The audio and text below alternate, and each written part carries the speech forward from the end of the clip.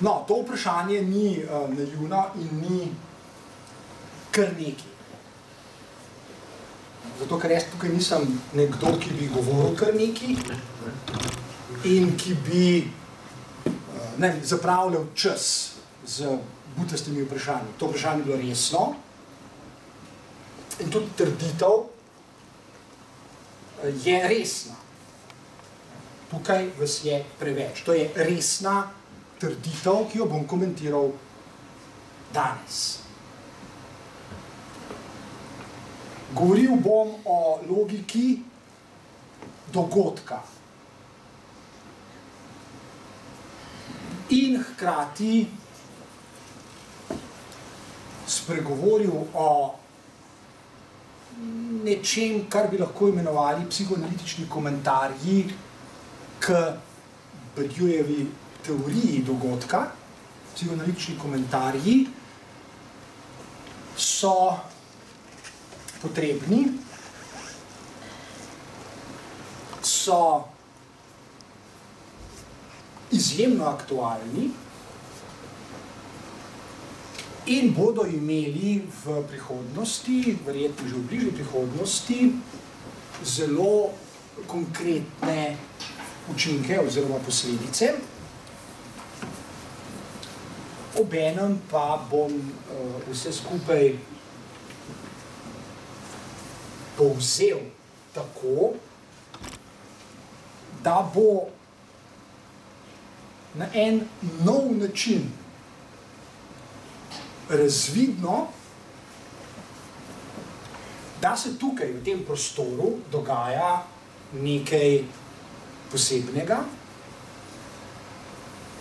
Dogaja se že zdaj kar precej let. In nekateri hodite sem že precej let. Ne vsi, nekateri pač. To je nekaj posebnega, to je nekaj izjemnega in tega mi ni treba posebej dokazovati, ne na način, ki je sicer značilen, naprimer, za eksperimentalno znanost. Ni mi tega treba tako dokazovati, da je to res bo razvidno iz nadaljevanja. Nadaljevanje je najprej komentar k nečemu, kar imenuje Bourdieu temeljna dolžnost filozofije. Temeljna dolžnost filozofiranja je tripartitna. Temeljna dolžnost filozofiranja postavlja, kar je velik izziv, zelo velik izziv, zato si samo redki upajo. Pred vsakega človeka, pred vsako človeško bitje postavlja tri zahtevne naloge. Kdor ne more, ne zna, ne želi, noče izpolniti teh treh nalog, to je tako kot v pravljici. Kdor ne more ali pa ne želi ali pa ne zna izpolniti teh treh nalog, ne more resno trditi, da se ukvarja s filozofijo, da ga filozofija sploh zanima, ne more niti trditi, da ve, kaj filozofiranje je. Tri naloge, tri dolžnosti torej. Potem bomo spregovorili o sami naravi dogodka, zakaj je dogodek nujen, zakaj je potreben in kaj to pomeni, kakšne posledice ustvarja, kakšne učinke ima v vsakokratnem konkretnem družbenem polju, kajti dogodek se lahko zgodi samo tam in nikjer drugje. Tripartitna, torej dolžnost filozofiranja je, da bi se ukvarjali s filozofijo, moramo najprej razumeti, kaj se spontano dogaja v naših vsakdanjih življenjih ves čas. ne da bi kdo to posebej želel, oziroma ni nujno, da predpostavimo, da kdo to želi. Pa se kljub temu dogaja.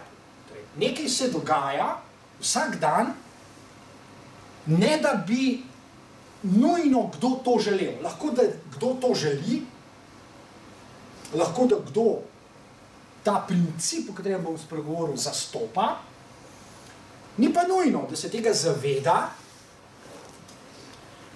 in še manj je nujno, da ga hoče zastopati. Zdaj, ljudje lahko to počnejo, ne da bi vedeli, da to počnejo, in ne da bi hoteli to početi. Kaj torej počnejo? V vsakdanjem življenju spontano zastopajo svojim vedenjem neko povezovanje, ustvarjajo neko povezovanje, ustvarjajo neko vez, ki je vez med oblastjo in resnico. Zato se tisti, ki pač to počnejo, vedejo, kot da ima resnica življenja, resnica vsakokratnega družbenega dogajanja, resnica sveta, resnica realnosti, resnica tega, kar se nam v sedanjem življenju dogaja in tako dalje, kot da ima torej ta resnica neko inherentno zvezo z oblastjo. Zato ljudje pogosto ravno tako spontano verjamejo, da so tisti ljudje, na primer politiki, ali pa strokovnjaki, eksperti in drugi ljudje, ki zastopajo oblast, ki recimo so na pozicijah oblasti, ki so na oblastnih pozicijah, da hkrati zastopajo tudi resnico. Zapravi, spontano prepričanje številnih ljudi je, da ima resnica nekakšno zvezo z oblastjo. Da so zato na oblastnih pozicijah naprimer pametni ljudje. Ali pa da so na oblastnih pozicijah bolj pametni ljudje kot tisti, ki niso na oblastnih pozicijah. Torej, obstaja spontano prepričanje, da se oblast, moč, spontano povezuje z resnico. Da torej tisti, ki zastopajo oblast in moč, to počnejo, ker vedo nekaj, česar recimo drugi ljudje ne vedo. Ali pa da vedo bolje kot drugi, da jim je nekaj bolj jasno. To so spontana prepričanja številnih ljudi, zato se praviloma tudi do takih ljudi obnašajo boječe, bojijo se jih. Ljudje se spontano bojijo oblasti, oblastnikov, zastopnikov oblasti, ali pa, če hočete, avtoritet, in so tudi pogosto spontano tiho ob takih ljudeh. Ker se jih bojijo, so spontano tiho in so prepričani, verjamejo, da je tudi bolje tako. Da pač ti ljudje, ki jih imajo za avtoritete, ne samo, da imajo oblast in moč, ampak da tudi vedo nekaj, česar recimo oni ne vedo, ali pa da vedo tisto, kar sicer vedo tudi oni, bolje. Da znajo tudi tisto bolje artikulirati, zastopati, zagovarjati in tako dalje. Zato boste, na primer, v parlamentu zelo velikokrat, se lahko prepričate, slišali, da, na primer, politiki, ko zastopajo oblast, ko se, na primer, prepirajo ali pa celo, ko se zmerjajo, drug drugemu očitajo, da nimajo argumentov. Ali pa rečejo drug drugemu, dajte mi kakšen argument. V tem trenutku počnejo natanko to, o čemer zdaj govorim. Spontano verjamejo, da sta oblast, oziroma moč, na nek način povezani z resnico, z argumenti, z naprimer celo z filozofiranjem, čeprav te besede ne boste v glavnem slišali v parlamentu, razen kot žaljivko. zdaj pa nehajte filozofirati. To se lahko prepričate, kar hočete, zaradi mene danes zvečer, ali pa jutri. Vse so posnetki na televiziji objavljeni, kako se celo pogovarjajo med seboj politiki, naprimer v parlamentu. Prva naloga filozofiranja je držati oblast in resnico vsak sebi. Filozofa zanima resnica, ne pa oblast. Zato se že s tem, ko je to, kar pač je, torej filozof, upira oblasti. Filozofova želja ni, da pride na oblast. Ni njegova naloga ali dolžnost ali potreba, da bi zastopal oblast. Njegova dolžnost je samo ena v tem prvem primeru in to je, da ga zanima resnica in da je zvest, da v tem vztraja natanko tako, kot je vztrajal Sokrat. Sokrat nikoli ni trdil, da bi rad bil župan Aten, ali kaj se že takrat imel. Nikoli. To je prva dolžnost, ki je zahtevna, zelo zahtevna naloga. Zlasti zato, ker sem rekel, ker se v vsakdanjem življenju spontano ustvarjajo mehanizmi, potekajo procesi, za katere ljudje verjamejo, da povezujejo, kot sem rekel, oblast in resnico. Zato se ljudje tudi pogosto, ko se pogovarjajo med seboj, prepirajo. Zelo pogosto se začnejo prepirati, kar ne bi bilo nič narobe.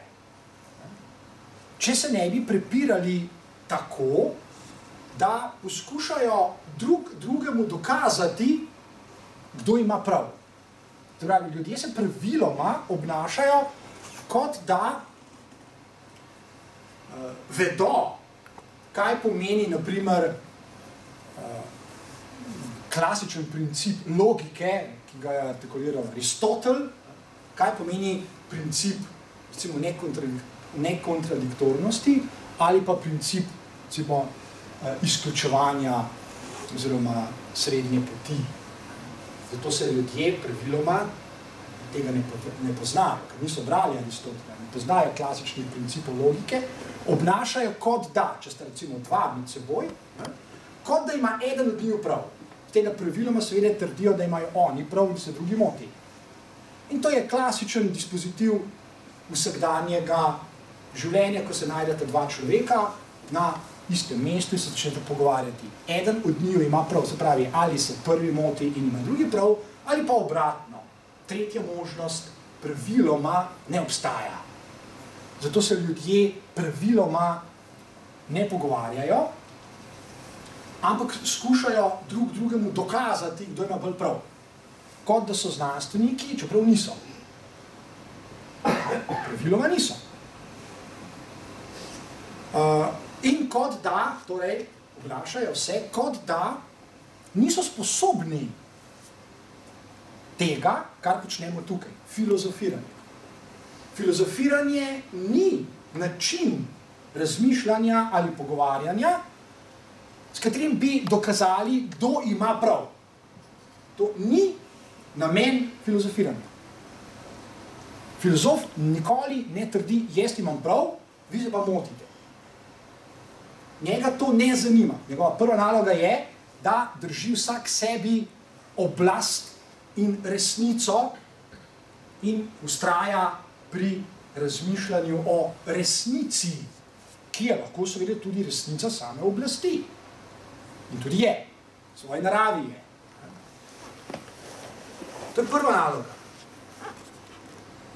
Druga dolžnost filozofiranja, brez katere filozofiranja sploh ni, je, da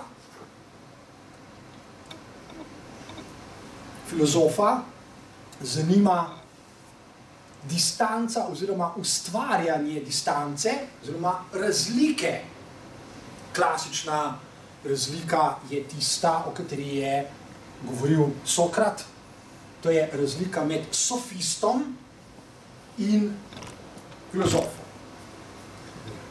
Filozofa ne zanima sofistika. Sofistika je način prepričevanja drugih ljudi, je spretnost govorništva, je rokohitrstvo, kot pravi Platon, sledeč Sokratu. Sofistika ni rigorozen način razmišljanja, kot je značilen za filozofiranje. Zato filozof tudi ne ponuja ljudem česarkoli zato, da bi, na primer, bilo tem ljudem tisto, kar jim ponuja, všeč. Kar se je logično. Resnica ni izreda všečnosti, tudi ni izreda oblasti oziroma moči. Filozofa ne zanima oblast in ne zanima ga všečnost.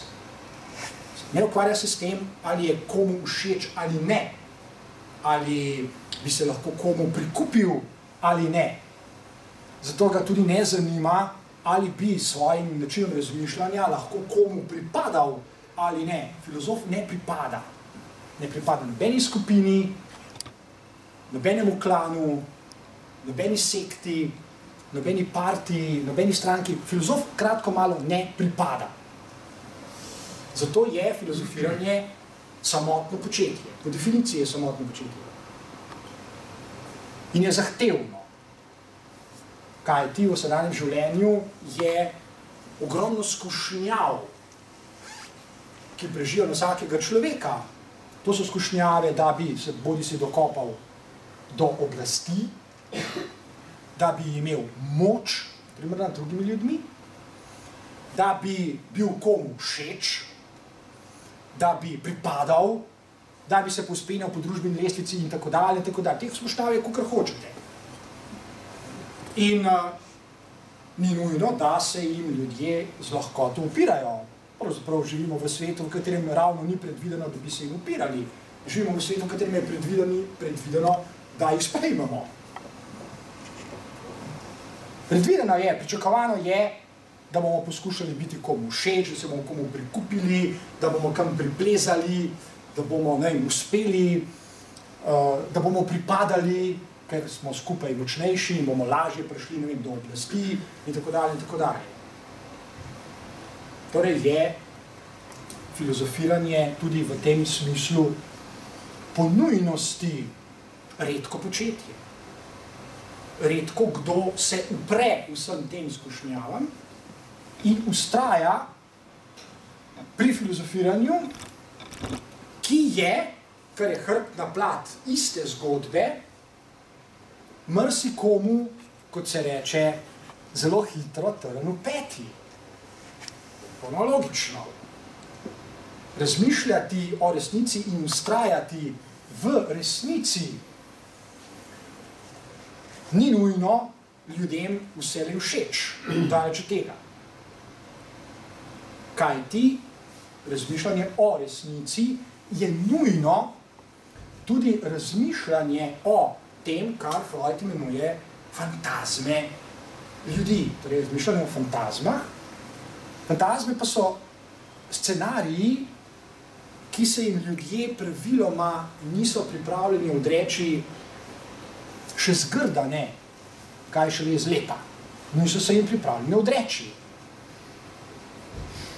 Če ne bi bilo tako, potem bi morali Sokrata, ne vem, razglasiti za, ne vem, heroja, za državnega junaka številka 1, ne pa za državnega sovražnika številka 1. Ne? Sokrat ne bi smel nikoli končati v zaporu, pa je. Ravno zaradi tega, kar pripovedujem. In njegova obsodba ni bila, oziroma obtožba, ni bila naključna. Očitali so mu, da kvari mladino. Kaj pomeni kvariti v strogo filozofskem pomenu besede, je tudi zelo jasno. Kvariti mladino pomeni nagovarjati jo k filozofiranju, k razmišljanju. ki je možno pravzaprav strogo vzeto samo v odnosu do resnice. Drugače je sofistika, je retorika, je ideologija. Razmišljanje ni bilo nikoli obče sprejeto kot vrednota. V tem času, v katerem živimo, na primer naš ministerski predsednik skoraj vsak teden, vsaj 3-krat reče, da imajo Slovenci premalo vrednot in da bi bilo dobro, da bi jih imeli več. In če ga pa vprašate, na katere vrednote misli, zagotovo ne misli na vrednoto, o kateri ravno kar govorim, in to je razmišljanje.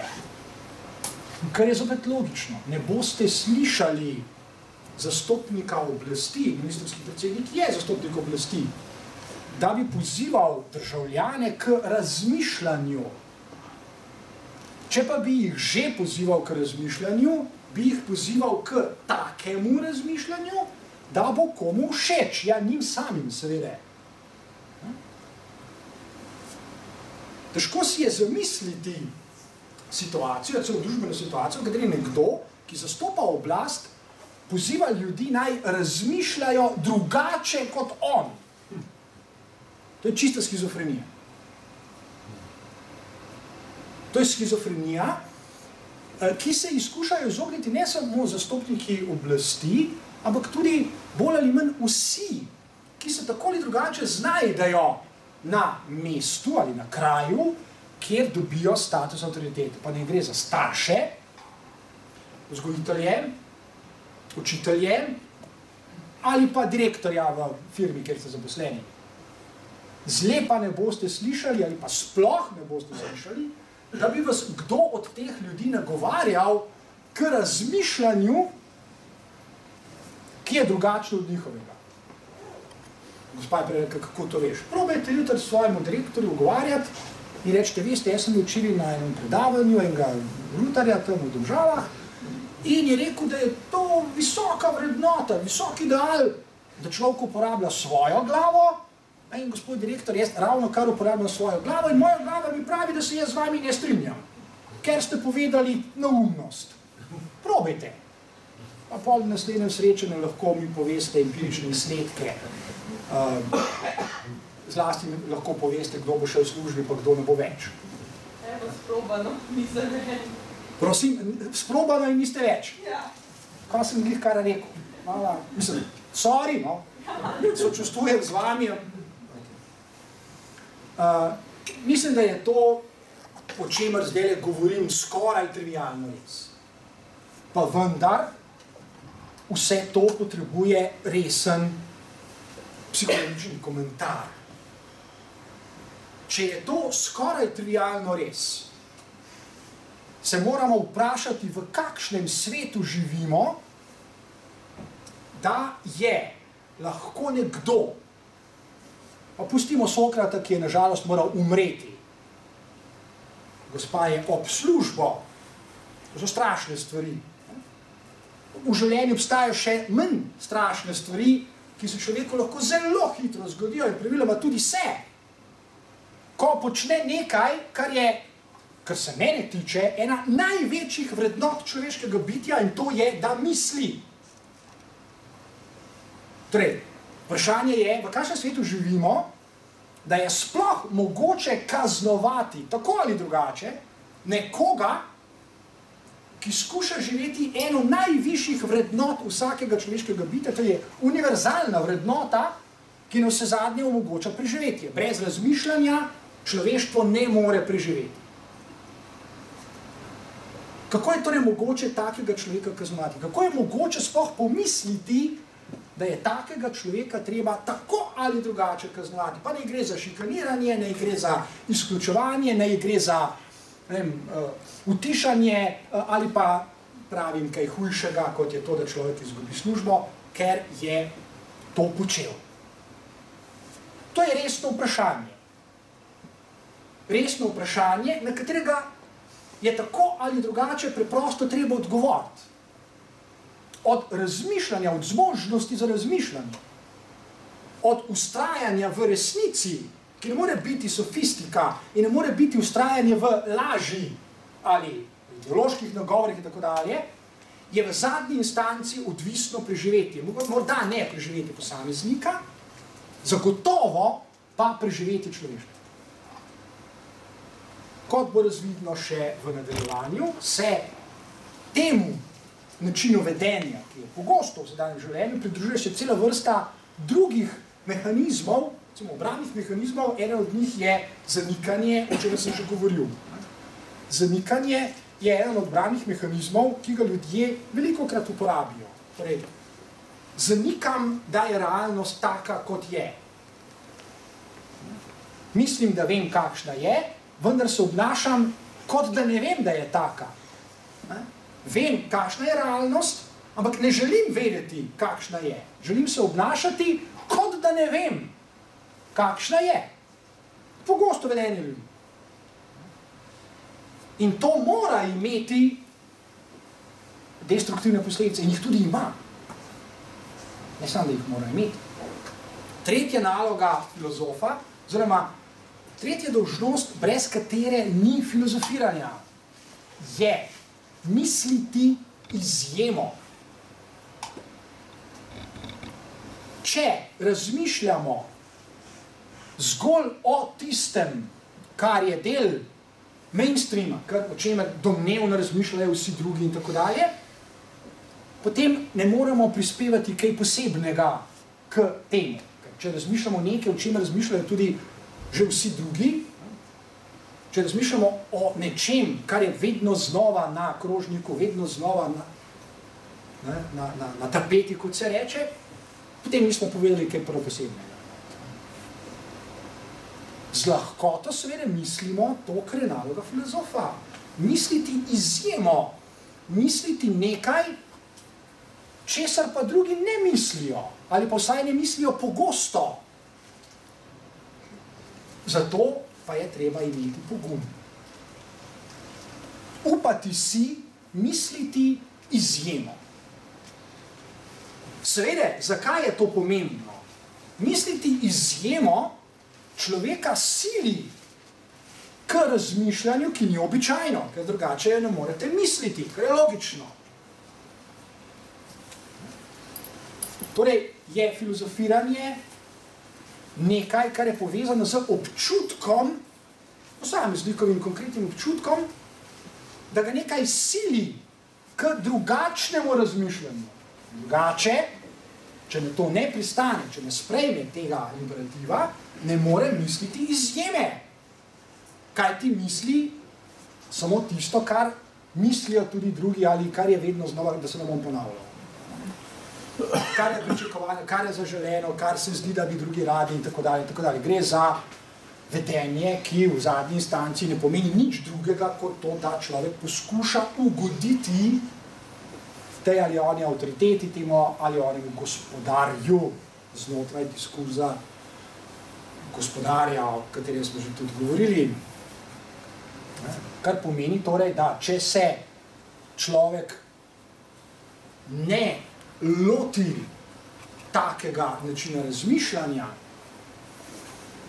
ki ga artikulirajo oziroma zahtevajo vse tri dolžnosti, o katerih sem zdaj spregovoril, bo nujno prej ali slej končal znotraj diskurza gospodarja, znotraj katerega tako ali tako pravzaprav že ves čas je. Temeljno Hegelovo spoznanje o naravi diskurzivnosti je, da smo ljudje spontano najprej deležni diskurza gospodstva. Gospodstva, ki pomeni dve različni diskurzivni poziciji. Ena je pozicija hlapca, druga je pozicija gospodarja. O tem smo tudi že govorili. Spontano se v družbi, v kateri živimo, v okolju, v katerem živimo, oblikujejo taki odnosi, da je vnaprej predvideno, kdo bo tiho in kdo bo govoril, kdo bo ukazoval in kdo bo poslušal. Pa ne gre za odnose med otrokom in starši, med učencem in učiteljem, med zaposlenim in direktorjem in tako dalje in tako dalje. To je že vnaprej predvideno. To je nekaj, kar je inherentno družbenemu življenju. Diskurs gospodarja je inherenten, je notranji družbenemu družbenemu življenju, ki ga spontano živimo, tudi če ne naredimo ničesar, ga že živimo, ta diskurs namreč. Zato je premalo, da se kdaj pa kdaj skušamo upravičiti in rečemo, da tega nismo naredili namenoma ali pa da nismo hoteli ali smo želeli. Saj ni treba hoteti in želeti. To počnemo spontano. Kot rečeno, tudi če ne naredimo čisto ničesar, smo že v diskurzu gospodstva, ker v nobenem drugem diskurzu spontano ne moramo biti. Za vsak drug diskurs se je treba šele potruditi. Torej, če ne naredimo ničesar, ostanemo v tem diskurzu. In s tem se ponovno potrjuje to, kar sem rekel čisto na začetku, da so ljudje praviloma v glavnem tiho. Praviloma so v glavnem tiho. Lahko, da tudi kaj povedo, ampak spet praviloma povedo tako, da se skušajo z nekom strinjati ali pa vsaj prepirati na način, ki sem ga prej opisal. Ampak vse to se znotraj istega diskurza dogaja. Če sem hlapec, pač poskušam obogati in biti priden in mrljiv in tiho, takrat, ko vem, da je tiho, ker tega se naučimo. Če pa imam priložnost, pa poskušam zapustiti pozicijo hlapca in biti gospodar vsaj za 5 minut. Ali za 15, koliko je že eni Barhol rekel, da vsak mu pripada. Vsaj za 15 minut. To je znotraj istega diskurza. Ali sem na eni poziciji ali pa želim ono drugo. Diskurs ostaja isti. V trenutku, ko sprejmemo nase tripartitno dolžnost, o kateri sem govoril, ki je dolžnost vsakega, ki se hoče ukvarjati s filozofijo, sem že izstopil iz tega diskurza. Diskurza gospodarja. Kar je logično. Ker filozofiranje ne prenese nobenega gospodstva. Filozofiranje je način razmišljanja, ki nima nobene avtoritete nad seboj. Filozofiranje je način razmišljanja, ki je omejen izključno z lastnimi pravili. Naprimer z logiko. Zato ne potrebuje nobenega drugega človeka, ki bi filozofu govoril, kako mora razmišljati, kako je prav, kako bi se spodobilo ali kako je podobno. Filozofiranje je način razmišljanja, s katerim človek samemu sebi govori, kako naj to počne.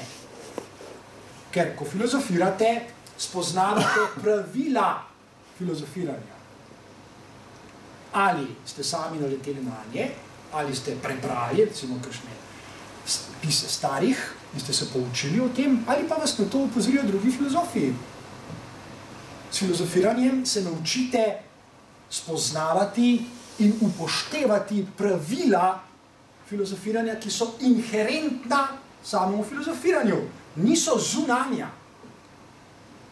Zato je filozof človek, ki ne samo, da ne potrebuje nobene avtoritete in tudi ne prenese, kar je skladno z prvo njegovo dolžnostjo, da drži narazen gospodstvo od resnice.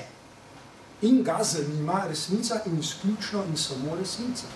Filozofiranje je razmišljanje o resnici, ki je neskončna.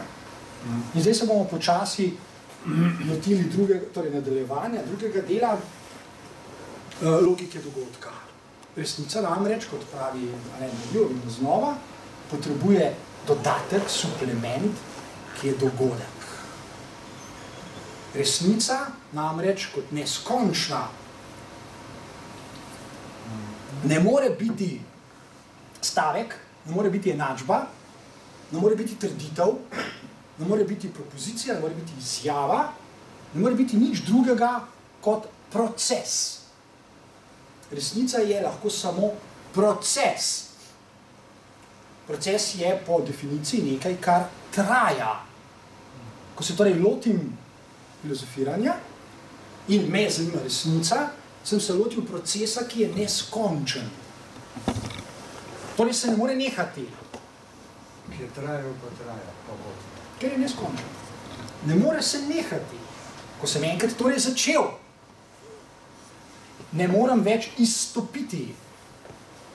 Sokrat je to demonstriral, Sokrat je to tudi rekel. In tudi zapisal ni on, zapisal Platon. Ne morete narediti ničesar, da bi nehal filozofirati. Dobro, lahko me ubijate, to lahko. Ampak dokler sem živ, ne morete narediti ničesar, da bi umolknil. In ni. Sokrat natanko uteleša vse to, o čemer se do zdaj govori. In seveda s tem dokazuje, da je to tudi možno narediti. Da to ni nekakšna brezvezna utopija, neumen ideal ali pa nekaj, kar zmorejo samo kao en genij ali pa kaj podobno. Ne. Sokrat zastopa to, kar je poleg vsega tega, kar smo do zdaj povedali, vseh tih dolžnosti, še nek ključni pogoj, ker smo človeška bitja, vsi smo človeška bitja in se lahko seveda znajdemo v položaju, v situaciji, v katerem bi lahko tudi popustili. To je človeško, to je zelo človeško. Bi lahko popustili in ne bi več ustrajali v taki drži, ker recimo zastopa Sokrat. In nihče ne bi imel pravice nam soliti pamet, da smo to naredili. To je zelo človeško. Zato je veliko vprašanje, to je še en psihologični komentar k logiki dogodka, veliko vprašanje je, ali je sploh mogoče, da bi kadarkoli veliko ljudi ustrajalo v tem procesu, o katerem zdaj govorim. To je v resnici, ki je, kot bi rekel Jacques Lacan, v realnem, je proces v realnem. Zato je treba imeti pogum. Zato je treba imeti veliko poguma, kar zlasti pomeni, da se človek nikogar ne boji. In verjetno se boste strinjali z mano, da to ni enostavno doseči. Da se človek ne bi bal nikogar. Kar pomeni, da bi bil pripravljen in zmožen filozofirati kjerkoli, pred komerkoli, kadarkoli. Filozof je človek, ki to zmore, ker se ne boji nikogar. Niti ne potrebuje nobene avtoritete, niti jo ne prizna. Ker je njegova edina avtoriteta inherentna sami filozofiji. Zato je filozofiranje na nek način paradoksno. Je neskončno, ampak je vsakič omejeno. Omejeno je z lastnimi pravili. Kar pomeni, da filozof, dokler vztraja in se drži pravil, ki so notranja same filozofiranja, ne more, ker samega sebe omejuje, postati sofist, ideolog, oblastnik, gospodar, ne more postati, ker blokira samega sebe. In v tem je tudi paradoksni status svobode. Filozof je človek, ki je svobodno izbral na začetku omenjene, naštete dolžnosti, svobodno jih je izbral in pri njih svobodno vztraja. In svobodno omejuje samega sebe. Da ne bi zdrsnil z tega položaja, v katerem je kakšnega drugega, da bi začel pripovedovati ljudem svoje mnenja, da bi postal sofist, da bi poskušal biti komu všeč, da bi poskušal pripadati vse to, kar sem prej povedal. Filozofu se to ne more zgoditi, ker pa je seveda človeško bitje, se mu vendarle lahko zgodi. To možnost moramo dopustiti. Ni nujno, da bo vztrajal v drži, v kateri je vztrajal Sokrat. Ni nujno. Zaželeno je, da bi, pa nujno, da bo. In tem je še eno, torej, kot sem rekel, veliko vprašanje, ali sploh lahko dosežemo, da bodo ljudje množično hoteli, želeli svobodno vztrajati v taki drži. In če bi, kaj bi to pomenilo za svet, v katerem živimo?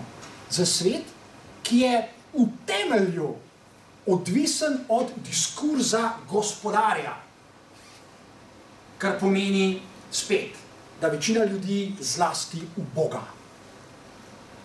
Svoje gospodarje, vsak svojega. Večinoma v Boga. V tej državi že kar nekaj let ubogamo vse tiste politike, strokovnjake in tako naprej, ki so tukaj v Bruslju in vsem, kje so, ki nam govorijo, da moramo to in ono in zategniti pas in ne vem kaj, vse se to smo tudi že govorili. In v glavnem smo tiho in upamo, da bo minilo, da bo bolje. Če sem prišel dejstvo, nobene raziskave ni treba narediti, to vsi veste. In jaz vem, da vi veste, in vi veste, da jaz vem, da vi veste. Torej, to je vprašanje, to je drugo vprašanje, drugo veliko vprašanje. Psihoanalitični komentar k logiki dogodka, o kateri govorimo. Če je resnica torej neskončna, je, in spet ponavljam, zapovedujem, lahko samo nekaj novega. Če ni nekaj novega, je zgolj ponavljanje, je torej nekaj starega. To ni resnica. Vsakič je torej nekaj novega in to novo se pojavi v okolju, v katerem živimo, v družbenem okolju, vse živimo v družbenem okolju, to novo se najprej pojavi kot dogodek. Kaj je torej dogodek? Dogodek je lahko, kar hočete.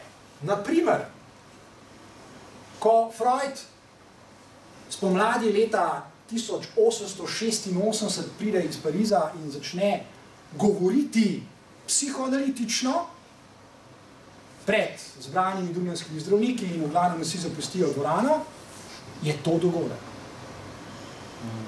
Je to nekaj tako novega, hkrati seveda tudi šokantnega za ljudi, ki so takrat v dvorani, da v glavnem odidejo, ampak obenem razglasijo Freuda za idiota. Da rečejo, da so oni tisti, ki ne razumejo. Freud je tepec, ker govori kar nekaj. Spontani odziv ljudi na dogodek, na novo, je praviloma tak. In zato Badiou tudi opozarja na še en veliki problem filozofiranja oziroma spraševanja, ali lahko filozofiranje postane kdaj množična praksa. Kaj ti v naravi dogodka je, da ga je treba poimenovati? Če ga ne poimenujemo, ni dogodek. Dogodek potrebuje ljudi, ki ga prepoznajo kot dogodek. Primer, ki ga da tudi Alain Badiou. Pariz, maj 68. Za mnoge ljudi je tisto, kar se je takrat dogajalo, zgolj brezvezno vzbujanje družbenih nemirov, ki jih povzročajo dolgolasi, zadrogirani, vsega siti študenti, neki čudni friki, oblečeni na nenavadne načine, ki poslušajo totalno odštekano glasbo. Za večino ljudi to ni bil dogodek, ampak je nekaj, kar je treba čim prej spraviti z dnevnega reda, da se vrnejo kolesnice vzoranega življenja, da se življenje vrne v stare kolesnice. Ko se pojavi prvič Jezus pred ljudmi in jih skuša nagovoriti z popolnoma novim besednjakom, je to za vse, ki so ob njem, najprej šok, ker so človeška bitja, ker ne vejo, o čem govori. Ne vejo, kaj govori. In za zastopnike oblasti je Jezus Kristus najprej motnja, ki jo je treba odstraniti, in so jo. V tem je veliko vprašanje, torej, koliko ljudje hočejo, zmorejo, želijo poimenovati dogodek, Poimenovati dogodek ima celo vrsto posledic. Če rečete, da je nekaj dogodek, vas to angažira. Poimenovati dogodek pomeni angažma, pomeni zavezati se nečemu. In seveda zopet je neprimerno lažje in večina ljudi to vedno znova tudi naredi, ne poimenovati dogodka, ker potem me nič ne zavezuje. Veliko lažje je nekoga, ki govori drugače, za nerazumljivo, ki se ukvarja z izjemami, ki se ukvarja z resnicami in tako naprej in tako naprej. Kot sem prej govoril, veliko lažje je tega človeka razglasiti za tepca. Ker potem imam mir pred njim. Če pa nimam miru pred njim, recimo, da še zmeram teži, pa pokličem policijo, rečem, prosim, odpeljte ga. Tako kot so odpeljali Sokrata v zapor, da bom pa res imel mir pred njim. Oziroma, v zadnji instanci je pa še najbolje, da utihne za vselej, ker pa de facto imam mir. To je veliko lažje in to se tudi najpogosteje dogaja. Zato je veliko vprašanje, ali se bo kdaj zgodilo, da bo veliko ljudi, ne mislim na vse, veliko, poimenovalo dogodek in se s tem zavezalo angažmaju, se pravi, temu, da nekaj storim. To je zanimiva dvojna narava tega odnosa do dogodka. Samo poimenovanje, ko samemu sebi rečem, se ne rabim reči drugim, to je dogodek, me že naredi zainteresiranega za sam dogodek. Poimenovanje je performativno. Zaveže me, zavežem se k dejavnosti. Kar pomeni, da sprejmem nase s poimenovanjem dolžnost, ki je zelo jasno artikulirana. To je dolžnost, da sem temu, kar sem poimenoval, to je dogodek, zvest. Zakaj? Ker je suplement resnice. In težko bo kdo dokazal, da ni zvestoba resnici najvišji možni ideal človeškega bitja. Ker vse, kar ni zvestoba resnici, je lahko samo zvestoba nečemu, kar pač ni resnica. Je to laž, je to sofistika, je to ideologija, je to iluzija, je fikcija, to ni važno. Če ni resnica, je pač nekaj od tega. Torej je prvi začetni odnos do dogodka hkrati to, kar potrebuje sam dogodek, da bi bil. Ker brez poimenovanja ljudi dogodek ni dogodek. Je zgolj kar nekaj. In, torej, po drugi strani, je dogodek nekaj, kar potrebujejo ljudje, da se izvlečajo, podobno kot baron Münchhausen, iz vsakdanjega načina življenja, ki pomeni ponavljanje istega. Zato pravi v Dju, da resnica oziroma dogodek prekine z vsakdanjim ponavljanjem. Vsakdanje življenje je zavezano ponavljanju istega ali pa kopičenju istega, kar je isto. Pač še več istega. Če bomo nekaj ponavljali, bomo naredili recimo še več istega. Resnica prekine s tem.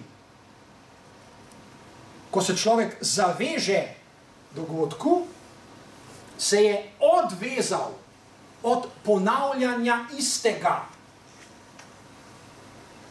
To je dober izziv za vsakega človeka. Povezano je s preprostim vprašanjem, ali moram res vse te stvari, ki jih počnem v življenju, nenehno ponavljati. Ali moram res čisto vse stvari, ki jih počnem v življenju, ponavljati.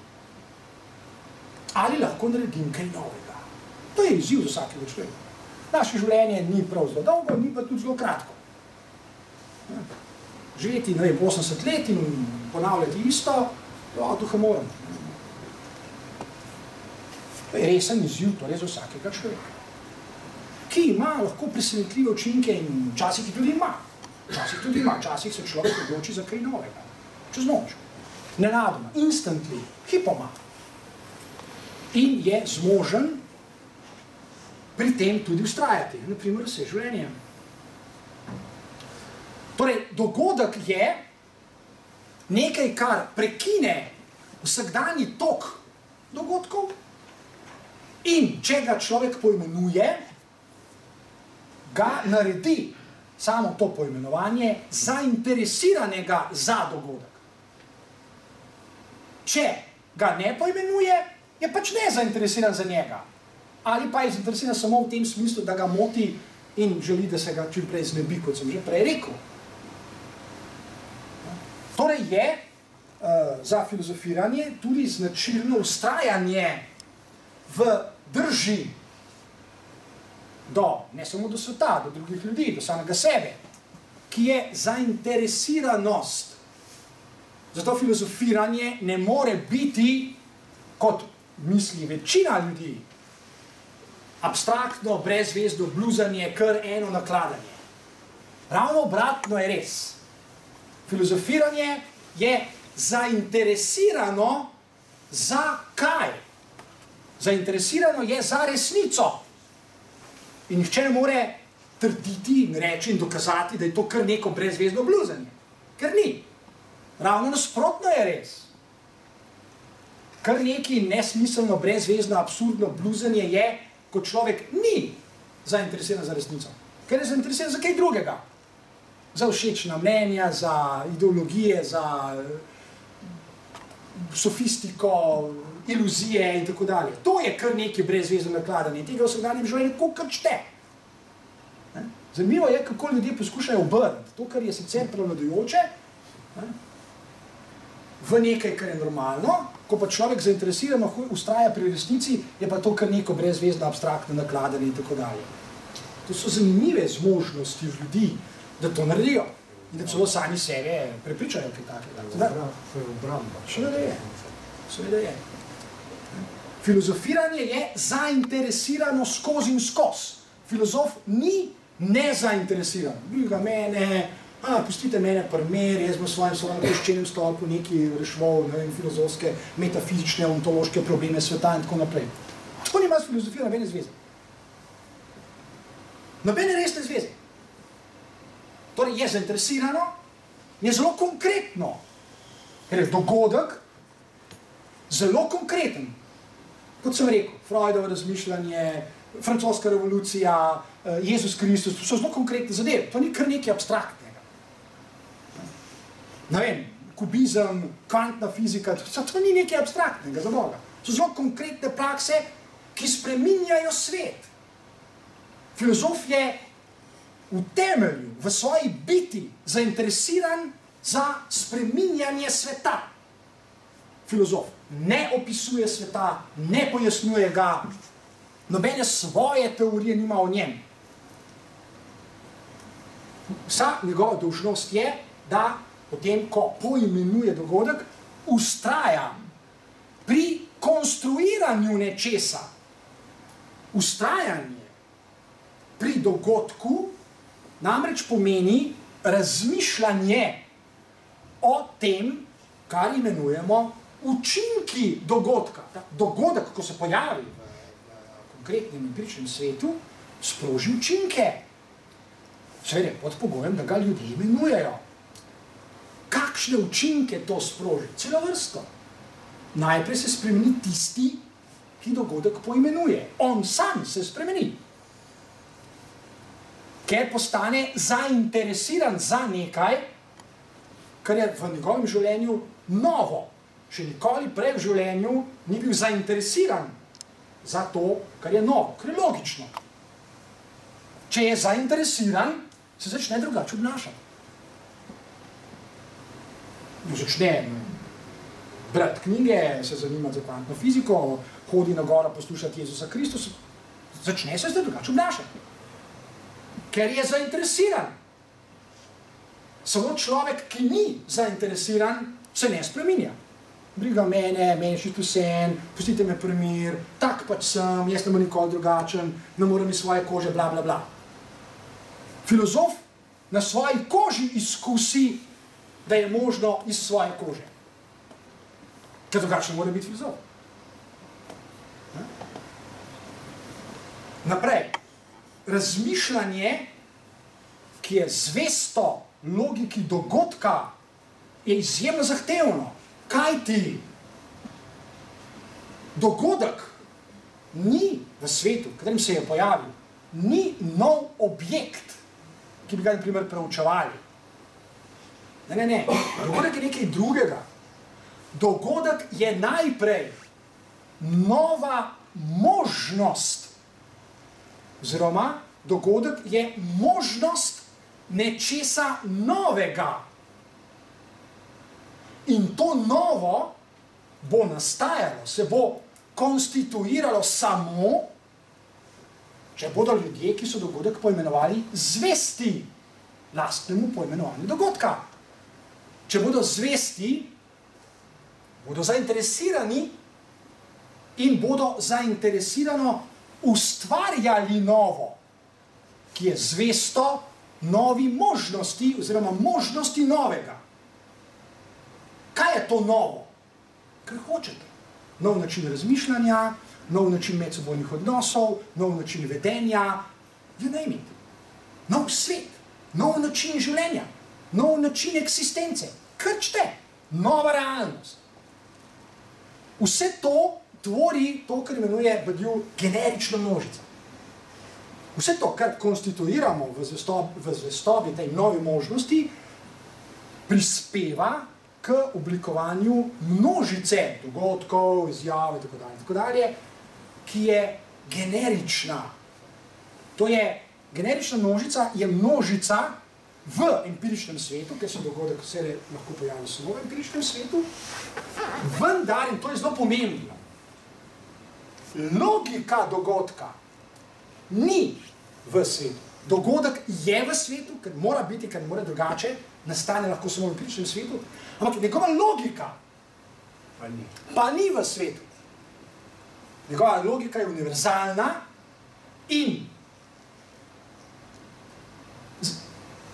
nagovarja oziroma zavezuje, bi naj rekel, zavezuje vsakogar, ki se je odločil za poimenovanje dogodka, k novemu načinu vedenja, delovanja, življenja, razmišljanja in tako naprej. Se pravi, je logika dogodka po definiciji vselej nova, zato ne more biti del sveta. In zvestoba tej logiki povečuje generično množico, ki lahko postane neskončna, tako kot je resnica neskončna. Če bi seveda ljudje dovolj dolgo časa ustrajali, bla, bla, bla, bla, bla. V principu je neskončna. Dogodkov je pa tudi neskončna. Seveda, vedno znova bodo, ker je resnica vedno znova nova. Ni samo enkrat nova. Zato se bo prej ali slej vedno znova zgodilo, da se bo pojavil nov dogodek. Oziroma dogodek kot novo, resnica kot novo. Vedno znova. Ampak pravim, logika dogodkov je univerzalna, je večna. Logika dogodka ne bo nikoli drugačna. Vsak konkreten dogodek bo pa vselej drugačen. Ker drugačen kot tak sploh mora biti. Zato je najslabše, kar se lahko zgodi, na primer filozofu, da se začne na neki točki obnašati tako, kot smo prej rekli, da se ne bi smel. Začne verjeti, da je, ne vem, on tisti, ki pripada, recimo, tej generični množici, da je to zdaj nekaj novega, kar mora on ponujati drugim, jih prepričevati v to novo in tako naprej, s tem pravzaprav postane del oblastnega diskurza. In seveda, če bi se začel tako obnašati, bi se potem zanj moral še enkrat zgoditi dogodek in vsa zgodba bi se morala ponoviti, oziroma lahko bi se, če bi se on za to, se pravi, za poimenovanje dogodka odločil. Kar pomeni, da je zvestoba dogodkov in učinkom, ki tvorijo generično množico, na nek način čista. Zvestoba je torej čista. Zato upravičeno rečemo, da človek, ki vztraja v tej zvestobi, ki je seveda ujeta v logiko dogodka, ki je večna univerzalna, tak človek je nepodkupljiv. Je nepodkupljiv. Nemogoče ga je, ne vem, prepričati, da od tega odstopi, češ, da je, ne vem, preveč radikalen, da zdaj ni pravi čas, da pri tem vztraja, ker da je treba nekaj drugega narediti. Nemogoče ga je zvabiti v kakšno stranko, partijo, da bi pripadal. Preprosto nemogoče. In v psihoanalizi imenujemo to držo subjekta. Subjekt je tista singularnost, ki je ni mogoče podkupiti. Je tista singularnost, zmožnost človeškega bitja za vztrajanje pri logiki dogodka, ki nima cene. Nima cene. Kar je zlasti pomembno v kapitalizmu, v katerem se zdi, da ima vse ceno, ali pa da ima lahko vse cene, ali pa da vsak človek ima ceno in tako naprej. Filozofijo nima. Subjekt nima cene. Kar seveda pomeni, in o tem smo tudi že govorili, in zgodovina je polna takih primerov, da je zmožen plačati tudi najvišjo ceno za svoje vztrajanje, ki je življenje, ali pa izguba življenja. Sokrat je zopet primer. On je zmožen vztrajati in plačati tudi najvišjo ceno. In jo je. V tej perspektivi je treba poudariti še eno zadevo, ki je izjemno pomembna in celo vrsto stvari lahko spremeni, postavi popolnoma novo luč. Namreč ta drža, o kateri zdaj govorim, drža subjekta, singularnost, je afirmativna. To je najbrž postalo že jasno. Je afirmativna. Potrjuje nekaj. V sedanjem življenju konstituira nekaj, kar tvori generično množico.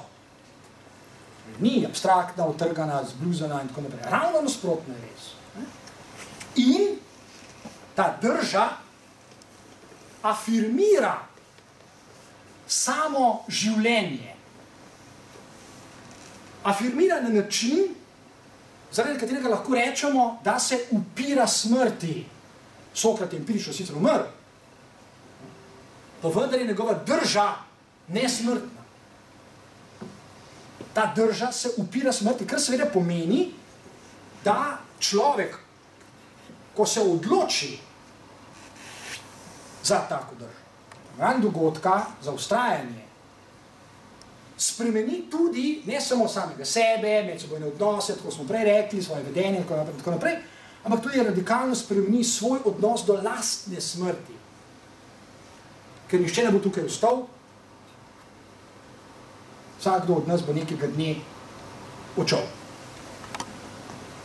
To je mogoče še zadnja naloga glih ni, mogoče sprememba, ki lahko radikalno spremeni človeško bitje, da spremeni svoj odnos do smrti in prepozna svojo držo kot nesmrtno. Gre za čisto otipljive, empirične spremembe, ki se zlasti kažejo v odsotnosti strahu. Ne samo v odsotnosti strahu pred avtoritetami, pred javnim nastopanjem, pred nekaterim gospodarjem in tako naprej, ampak tudi se kaže v odsotnosti strahu pred smrtjo, pred lastno smrtjo. To so zanimive izkušnje, metafizične izkušnje. To niso spet neke abstraktne, brezvezne, nesmiselne izkušnje, ki jih ni mogoče, da bi jih človek imel, ki jih mogoče se misliti. Ne. To so zelo empirične izkušnje, ki jih ljudje tudi imajo. Obstaja torej empirična izkušnja, ko človek mirno lahko reče, jaz se ne bojim lastne smrti. Ne bojim se jo več, praviloma se jo bojimo. Obstaja možnost, da to izkusimo, ne samo da rečemo, da se ne bojimo več. Zato je drža upravičeno taka, da lahko rečemo, da afirmira življenje in se upira smrti. Ta drža je večna. To je drža, ki je možna v vsakem možnem svetu. V vsakem mogočem svetu, ki ga lahko mislite, je taka drža univerzalna in taka, kot zdaj govorim. Ne glede na to, v katerem svetu se znajdete. Ker je logika dogodka, ki jo sprejmete nase, univerzalna. In v nadaljevanju, se pravi, človek vztraja, je treba poudariti še tole. Odločitev, gre za odločitev, ali poimenujem dogodek, ali pa ne. Na videz je to svobodna odločitev, se pravi, nihče me ne more k temu prisiliti, navsezadnje, jaz se lahko tudi upiram ljudem, ki bi me skušali lepo dogovoriti, da kaj takega naredim, rečem, glejte, pustite me pri miru. Pustite me pri miru. Zato je tudi iz tega vidika aktualno vprašanje, ki se ga postavil tudi na začetku današnjega večera. Zakaj vas je tukaj toliko? To je resno vprašanje, to ni provokacija, to ni cinizem. Ker odgovor je, v duhu tega, o čem sem danes govoril, tukaj nas je zato toliko, ker smo se tako odločili. Odločiti se pa pomeni ne samo sprejeti nas vse te dolžnosti, o kateri sem danes govoril, pomeni še nekaj, pomeni tveganje. Že sama odločitev pomeni tveganje. Kajti vse spremembe, ki jih odločitev mora in more sprožiti pri vas, bodo tudi zaznali drugi ljudje, ki so okrog vas. Mogoče tega ne bi zaznali, ker se mora spreminjati vaše razmišljanje, mora se spreminjati vaše vedenje, obnašanje, oblačenje zaradi mene. Cel kup stvari se mora spremeniti. In to morajo zaznati tudi drugi ljudje. In če zaznajo, potem tudi vi to zaznate. Mogoče da ne bi zaznali. In če to zaznate, ti se morajo dogajati zanimive zadeve. Morda se o tem pogovarjate. Naprimer, z drugimi ljudmi, ki so zaznali določene spremembe pri vas. In to mora imeti daljnosežne družbene posledice. Ker gre za sprejem tveganja. Odločitev pomeni sprejeti tveganje. To ni odločitev, o kateri vedno znova pravimo, da ni prava odločitev, za pravi, greste v trgovino, pa se odločajo tam 2 ure med izdelki, ki so tam. To nima z odločenjem bene resne zveze. Odločanje, o katerem zdaj govorim, svobodno odločanje pomeni sprejeti nase tveganje. Kar je seveda zopet logično. Sprejeti nase tveganje, da svet, v katerem bom živel od danes naprej, ne bo tak, kot je bil do zdaj. Ker bo drugačen. In nemogoče je, to je še en veliki izziv celotnega človeštva, zlasti pa globalnega kapitalizma danes. Veliki izziv, zelo aktualen, pereč, velik izziv tole. Če sprejmem na svoja pleča tveganje, ki je povezano z zvestobo resnici, je nemogoče, da bi novi svet, ki ga bom s tem konstituiral oziroma bom prispeval k njemu, bil slabši od tega, v katerem živimo. To je nemogoče. Ta novi svet je lahko samo boljši.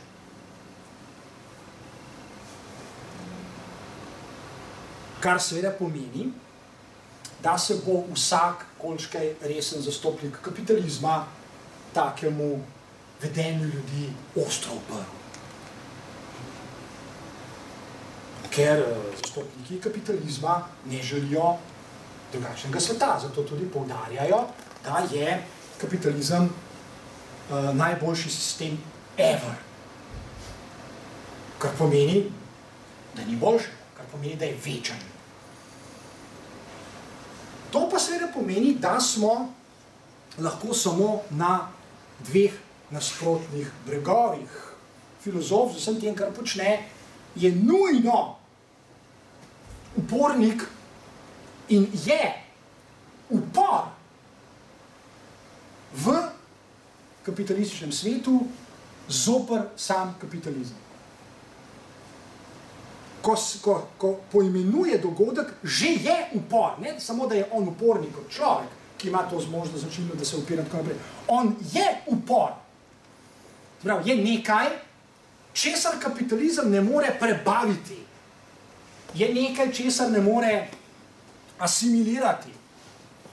Je nekaj, ta filozof, česar ni mogoče spremeniti v nobeno dobrino, v nobeno blago in ne moreš tega prodati. Še enkrat, to je singularnost. Filozof je singularnost v vsakem možnem svetu.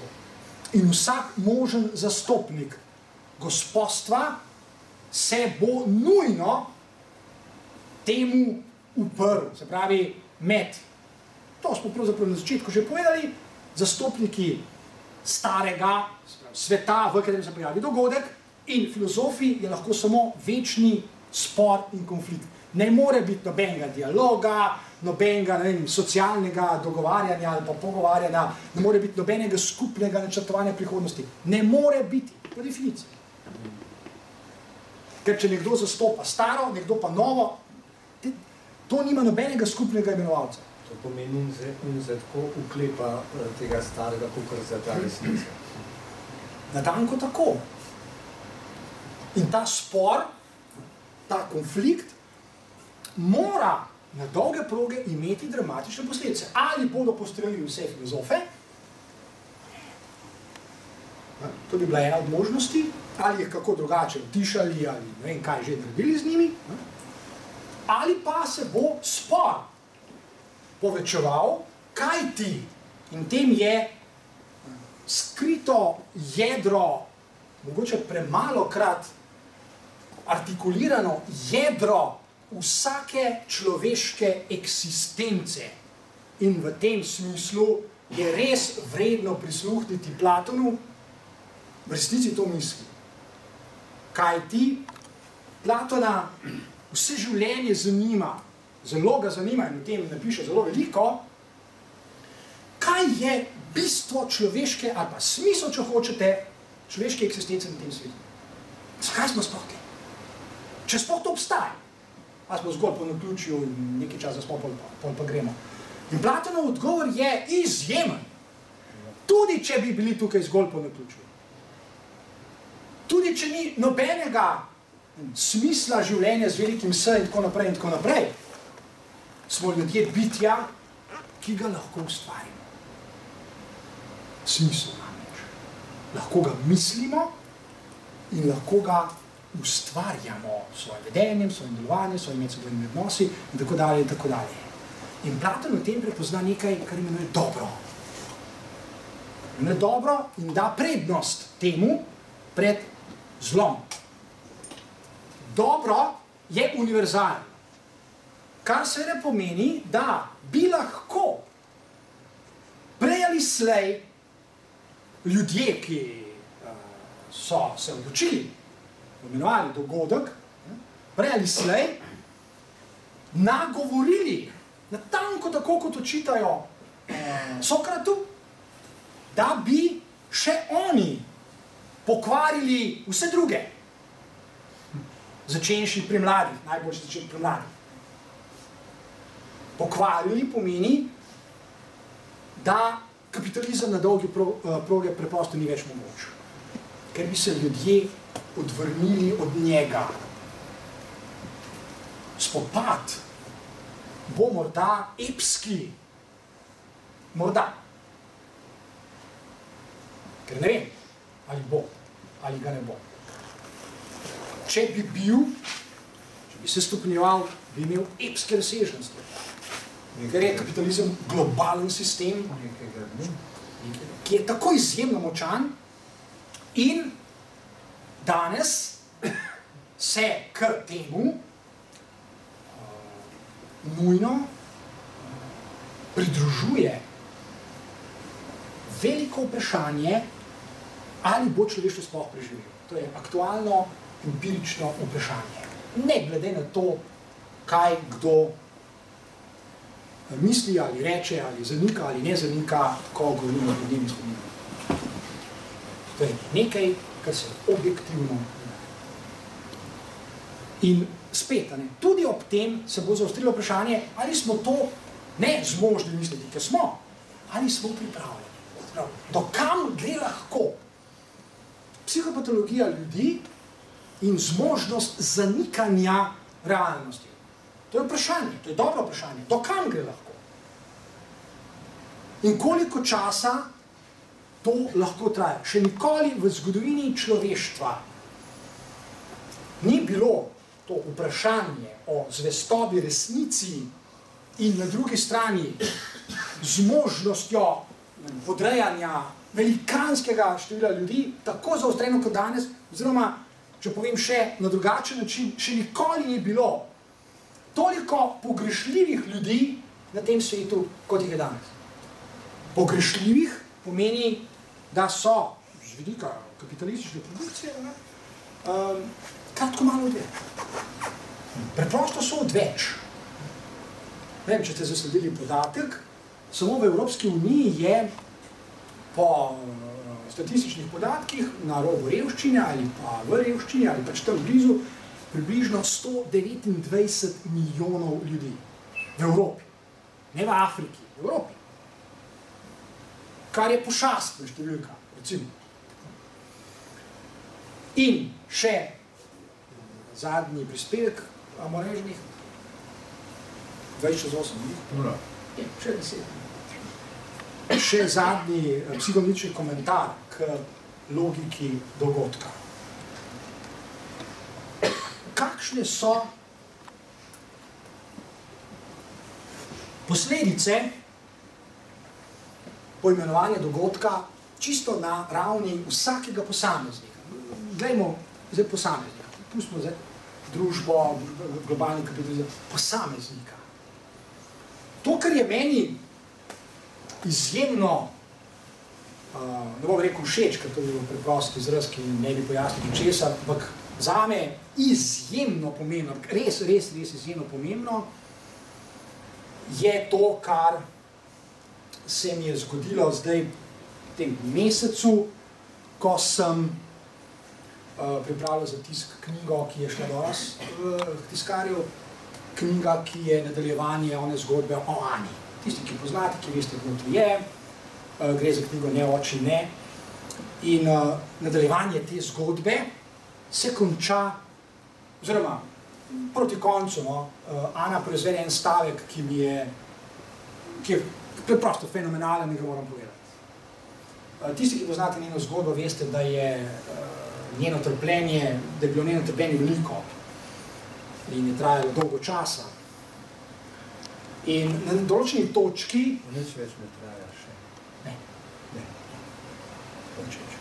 Na neki točki so se pogovarjala, kako se konča analiza.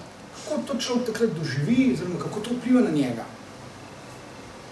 In v tistem trenutku sem ji med drugim povedal, oziroma rekel, da je odnos pacienta do analitika tak, kot ga je zapisal Lacan pred desetletji, torej odnos, zaradi katerega pacient nekaj verjame. V odnosu do analitika nekaj verjame. To je temeljni pogoj analize, ki ga Freud imenuje transfer. Brez transferja ni analize. Kaj verjame pacient? Pacient verjame, da je analitik subjekt, pazite, to je izjemno, subjekt, za katerega se predpostavlja, da ve. Najprej je torej subjekt. Subjekt je podložnik, v luči tega, o čemer smo danes govorili, je zvest resnici. Ker pa je resnica neskončna in ni mogoče zapisati. Kot sem rekel čisto na začetku, ni mogoče zapisati v obliki stavka, propozicije, izjave, enačbe, ni je mogoče zapisati. Torej, pacient spontano verjame, da analitik kot subjekt zastopa neskončno. In natanko to tudi res. In to je izvrstna izkušnja končnega, empiričnega človeka. Izkušnja, ki je zopet končna, ki nastane v odnosu do neskončnega. V odnosu do nekoga, ki zastopa samo neskončnost. Zato Lacan upravičeno reče, da analitik v radikalnem smislu ničesar ne ve. To, kar on pripoveduje, ni izreda znanja ali vednosti. Analitik ne ponuja pacientu psihoanalitičnih teorij, ker mu ni treba, ker zastopa neskončno. Seveda zna interpretirati, razlagati, razumeti simptome, gotovo da jih zna. Ampak to ni iz istega reda. Bo analiziral ta simptom, oni simptom in v določenem trenutku bo tudi ponudil interpretacijo pacientu, zagotovo jo bo. V določenem trenutku, ki je natančno določen, ne prej in ne pozneje. In to, kar analitik ponudi pacientu, ni znanje, tako kot v šoli učitelj ponudi znanje učencem in pričakuje, da se ga bodo učenci naučili. Ni tako, je drugače, bistveno drugače. Interpretacija simptoma je, to je povedal že Freud, je zavezana temu, kar simptom tudi je. Ko Freud govori, tudi predvsem na začetku svojega mandata, če lahko tako rečem, Freud pride do spoznanja, da je v simptomu, potem, ko smo ga razložili, dešifrirali, dekodirali, interpretirali in tako dalje, še nekaj. Da ima reč simptom 3 razsežnosti. Simbolno, zato ga lahko dešifriramo, razumemo, kaj pojasnimo. Imaginarno, to je tisto, ki jo prepoznava tudi sam pacient in zaradi česar trpi. In realno. In Freud uporabi izraz za ta končni odnos analitika in seveda tudi pacienta do simptoma. Kolikor ima simptom realno kot razsežnost, je nesimbolizabilen.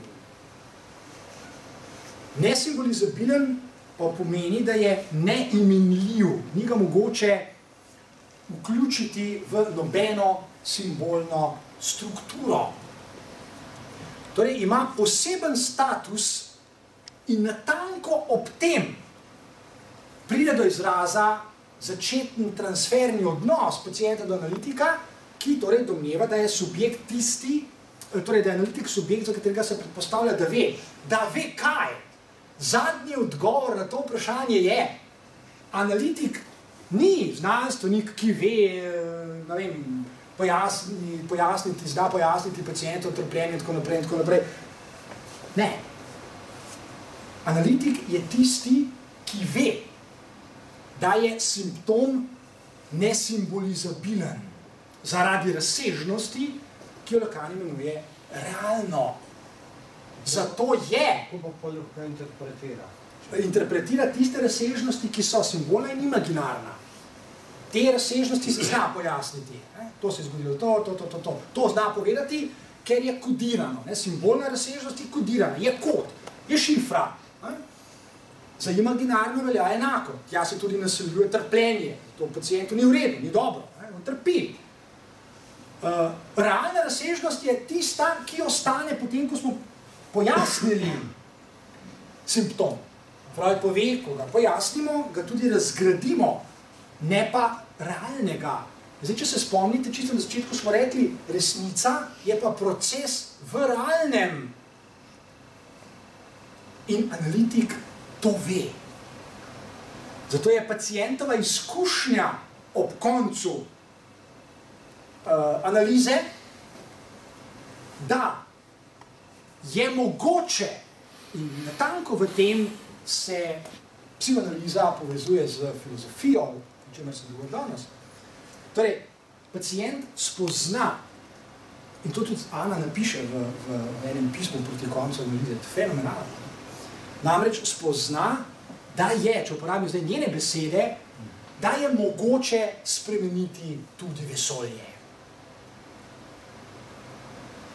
Da ne obstaja zadnji objekt, kraj, prostor v vesolju, kamor naj bi, recimo, človek, človeštvo, zaradi mene čez 100 milijonov let ali ne vem daj, prišli, da bi odkrili, spoznali, kaj vem, zadnjo resnico naprimer o vesolju.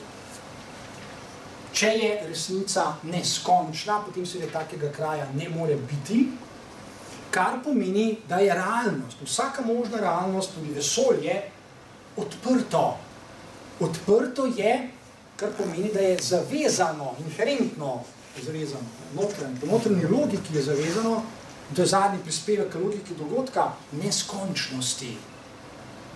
V neskončnosti je vse mogoče spremeniti. In to spoznanje se na koncu analize vrne od analitika seveda kot odgovor na njegovo vprašanje, le kaj analitik ve, se vrne k pacientu. Kaj analitik ve? Da je vse mogoče spremeniti. Vsaj v neskončnosti. Ampak tisto, kar me pa zares najbolj fascinira, pa je, da ni treba čakati na ne vem kakšno prihodnost, ker je to mogoče narediti v končnem svetu. Da lahko človek kot končno bitje, in tem je veliki smisel človeške eksistence, o čemer govori Platon. In to je res nekaj fascinantnega, da lahko človek kot bedno končno bitje v končnem svetu, v odnosu do neskončnega, naredi nekaj univerzalnega. Da lahko torej v končnem svetu zastopa samo neskončnost. Torej, naj sklenem s Platonom, če obstaja smisel človeške eksistence, potem je zagotovo to, kar sem zdaj povedal, res. Res je, da človek lahko najde smisel svoje eksistence, svoje končne eksistence, omejene eksistence v omejenem svetu tako, da v takem svetu zastopa samo neskončnost. Da je to mogoče narediti, je primerov iz zgodovine dovolj, jaz sem jih naštel nekaj, naj se pa seveda vsak posameznik prepriča pri sebi, ali to drži ali ne. Moja dolžnost tukaj je, s tem bi končal danes, ker jaz sem tukaj povabljen. V tem kraju že nekoliko let, nisem zato, ker sem narcističen, ali pa zato, ker bi hotel biti, ali pa zato, ker bi hotel obogateti. Tukaj sem zato, ker sem bil povabljen. Knjižnica me je povabila, oziroma Luka me je povabila, se ni važno kdo, povabili so me in tukaj sem zato, da zakaj pa ne bi parafraziral Sokrata oziroma tožnikov, Sokratovih tožnikov, tukaj sem zato, da vas pokvarim. Zdravje.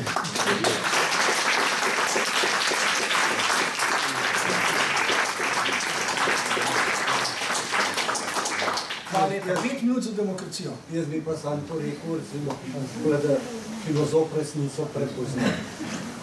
To se pravi, ako drug prepoznajo, ali pa če jo ne prepozna, kako je to sigurnici model. Je tudi drug prepoznajo, sam nimajo hrbtenice, nimajo, recimo, da bi se jo, ali pa pač so zainteresirani, da jo zakamuflirajo. Na začetku jo ne more prepoznati, ker je novo. Se pravi, kot sem rekel, na začetku se lahko samo odloči in poimenuje, reče. Ne vem, sliši, da na Oljčni gori predava, govori nek Jezus, reče, ok, grem pogledat. Pride tja, Jezus nekaj govori in on reče, to pa nekaj novega. In v tistem trenutku se odloči za to novo. Seveda on lahko reče, je bila bluzi nekaj brez veze, grem jaz domov, raje pa je men, pir, daj nekaj tega. Lahko to naredi, ne? Ampak jaz sem danes govoril o tej drugi možnosti, reče, nekaj zagrabi, če lahko rečem, ne? Zagrabi ga. On ne ve, kaj to je, se ne more vedeti, po definiciji. Ampak na začetku je odločitev. I take a chance. Odločil sem se, tvegam. nič ne prepoznam, pojma nimam, ne vem. To je narava singularnosti. Jaz se odločim za nekaj, kar sem poimenoval dogodek. Ni nujno, da sem jaz bral Badiouja, pa da vem, kaj to je dogodek. Seveda ne. Jaz samo začutim čisto kot psihološko bitje, wow, to je pa, na nek način me tole zanima. To je vse, kar je na začetku. To je minimalni dispozitiv. Lepota je potem, kasneje, ker me to zanima, bom prišel še jutri, bom poslušal, bom začel bla, bla, bla, bla, bla, in začnem odkrivati, spoznavati, začnem, ne resnico in tako naprej. Ne. Začnem spoznavati, da me angažira, da me to novo... To smo pa mi kleti. Tako. In zdaj lepota pa je, da bolj, ko me to angažira, bolj, ko sem zainteresiran, bolj proizvajam to novo. Jaz ga proizvajam, ker sem začel razmišljati, tvorim drugačne stavke, začel sem se drugače obnašati in v bistvu prispevam k temu, kar imenujemo generična množica. Prispevam elemente k tej generični množici. Seveda zdaj ni čisto vse, kar sem jaz povedal, ali pa ustvaril, ali pa konstituiral tako, da spada v to generično množico. Ampak, če sem zvest, ali pa bolj, ko sem zvest temu, bolj me to zavezuje, več elementov bom prispeval k tej generični množici in večja bo. Seveda, jaz lahko v vsakem trenutku se znajdem, to sem tudi danes upozoril, kot človeško bitje, iz krvi in mesa in tako naprej, da omahnem, da postanem depresiven, da obupam, da rečem, ne morem več, doma imam žena, pa otroke, brez veze, Sokrata so ubili, jaz nočem, da me ubili. Lahko izstopim, In kot sem rekel, nihče me ne more zaradi tega kriviti.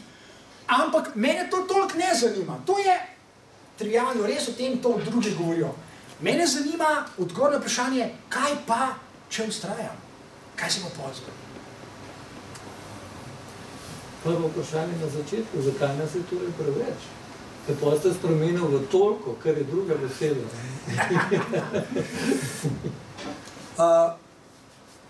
Preveč, če bi recimo,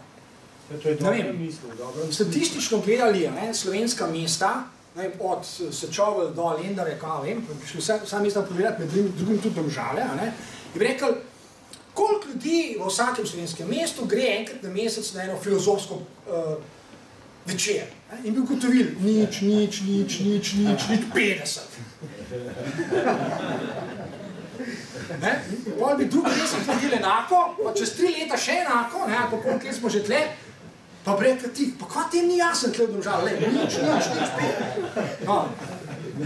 Tle mora biti na črna luknja, tle nekaj je, kakšno žarčenje, to je malo za heca, ampak nisem štos v tem, to mislim zelo resno, ker seveda zdaj, če bi jaz kot bedno človeško bitje, kaj lahko v tem rekel, jaz sem polaskan, ampak jaz nisem tukaj kot bedno človeško bitje, jaz sem tukaj kot subjekt in me kot takega, resno zanima, kaj to pomeni. Kot sem rekel, da se ne bom ponavljal, ker, a veste, jaz nimam kakšnih čudnih, želja v ozadju ali pa namenov skritih ali pa ne vem koga, kakšne agende. Jaz nobene agende. Jaz sem tukaj gol in boss in nak in krčte. Nobene agende ni. Če pa, bi lahko rekel, kaj je pol, tako kot pravi Lacan, kaj analitikova želja, kaj analitik hoče? Iz leta v leto poslušajo ljudi, so depresivni, psihotični, kva ga ženja hudiča za to, zakaj ne gre na en per, fuzbol, ne vem kaj, televizijo doma gleda, se čoha, praska po jajcih, kava je kaj pične, posluša, Ampak njegov odgovor, Lacanov odgovor je fenomenalen, zakaj analitik to počne, ali pa lahko bi rekli, zakaj počne to, filozof, zakaj počne subjekt, ni važno, ni nujno, da je filozof, lahko karkoli, zakaj to počne?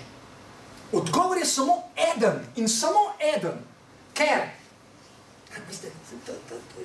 izjemno natančno treba premisliti, če prevzamemo Platonovo spoznanje, da je človek zmožen za dobro, zmožen je prepoznati, ločiti dobro in zlo, zmožen je, ni nujno, da je to zlahka in hitro in tako iz prve, jaz govorim samo, zmožen je, lahko ti vam to vzame, ne vem koliko časa, 5 let, mene 50, ampak Mene zanima trenutek, ko se človeško bitje dokoplje ali pa znajde v situaciji, v filozofiji pravijo za situacije, znajde se v situaciji, v kateri mu na nekem zaradi mene, če hočete, ontološki ravni, nenadoma postane jasno.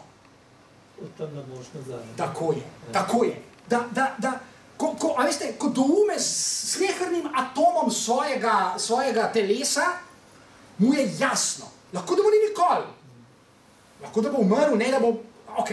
Ampak mene zanima situacija, ko mu postane jasno, pa reče, holy shit, zakaj jaz tega nisem naredil že prej? To je nekaj, kar je univerzalno. To je nekaj, a ja, zdaj jaz razumem, kaj Platon tam neki bluzi, dobro, slabo, zlo, bla, bla, bla, zakaj se je treba odločati za... A ja, zdaj mi je jasno, a ja, mi smo bitja, ki se odločamo, aha, a ja, zdaj jaz tega Rutarja razumem, da je svoboda paradoksna, a ja, moja svoboda je, da naredim to, kar je nujno. Holy crap, zdaj pa razumem. In od tukaj naprej imate prav, od tukaj naprej ni poti nazaj. Ne zato, ker bi imel neke čudne ideje v glavi, pravim, pa neko agendo ali pa kaj takega. Ne, raje bi rekel zato, ker je vesolje tako narejeno. Da je sama logika univerzalnosti je taka. To je verjetno težko razumeti, zato večina ljudi do tega tudi ne pride. Ker je tista neskončnost inherentna v tej formi. Inherentna je. In prisotna tle. Prisotna je. Od mene je seveda odvisno reči, brez veze gremo na empir, ali pa da rečem, pišuka, pa res. V tem je svoboda, ne? Mi smo zmožni za to. Ampak ali bomo svojo svobodo tudi aktualizirali? Who knows? Eni bojo, eni pa gol. Jaz sam to povem, mene zanima samo ta možnost, da ja, mene ona ne zanima nikoli. On bi me zanima doma fuzbal gledal. Zakaj sem pol tle? Glih zaradi tega, ker ne moram drugač. Prosim. Jaz samo stavek. Mene je Ruta že nekaj časa kvari. A to je ja, se ima taj res malo. In tako naprej. In sicer me kvari, ker mi je naredil to, da sem začel ljubiti razmišljanje. In zaradi tega imam počutek, da se kvarim vsak dan bolj. To je en najlepših komplimentov, če lahko sploh to rečem. Ok, če niste užaljeni, ker sem jih slišal. Sva se razumel, imam čutek. Super. Ja, mislim, zdaj, če poskušamo misliti, ampak ne bomo, ne, pa bomo do polnoči tukaj, ampak recimo, obstaja razlika med ontologijo, pustimo zdaj, pa pustimo matematiko, pustimo, sam rečemo, ontologijo in tem, kar imenujemo eksistenca. Eksistenca, vsaka eksistenca, vsakega človeškega bitja, eksistenca nasploh, je vedno strukturirana, vedno je urejena. Zato obstajajo znotraj eksistence objekti, ki jih lahko prepoznamo, lahko jih imenujemo, lahko iz tega karkoli naredimo. Fajn. Ampak, to sem tudi že povedal, in tem je nekaj fascinantnega, pravzaprav, to bi moralo, po mojem mnenju, fascinirati več ljudi, kot pa jih. Človek je zmožen za metafiziko.